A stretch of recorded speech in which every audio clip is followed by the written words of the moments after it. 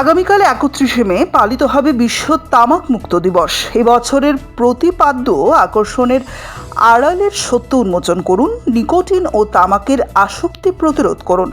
তামাক ব্যবহারের ক্ষতিকর প্রভাব সম্পর্কে জনসচেতনতা গড়ে তুলতে 1987 সাল থেকে বিশ্বজুড়ে দিবসটি পালন করা হচ্ছে। এ উপলক্ষে শনিবার আগরতলা গভর্নমেন্ট মেডিকেল কলেজের প্রায় 150 জন মেডিকেল ছাত্রছাত্রী পশ্চিম ত্রিপুরা জেলায় বামুটিয়া ব্লকের বেরিমুড়া গ্রামে বাড়ি বাড়ি গিয়ে তামাক বিরোধী সচেতনতামূলক প্রচার চালায়। তারা গ্রামবাসীদের তামাক ও নিকোটিনের ক্ষতিকর প্রভাব সম্পর্কে অবহিত করেন এবং আসক্তি থেকে দূরে থাকার আহ্বান জানান। এই কর্মসূচিতে মেডিকেল শিক্ষার্থীদের পাশাপাশি উপস্থিত ছিলেন আগরতলা গভর্নমেন্ট মেডিকেল কলেজের অধ্যাপক সুব্রত বৈদ্য সহ অন্যান্য শিক্ষক ও স্বাস্থ্যকর্মীরা। তারা বলেন, তামাক মুক্ত সমাজ গড়তে জনসচেতনতার বিকল্প নেই এবং তরুণ প্রজন্মকে এ বিষয়ে এগিয়ে আসতে হবে।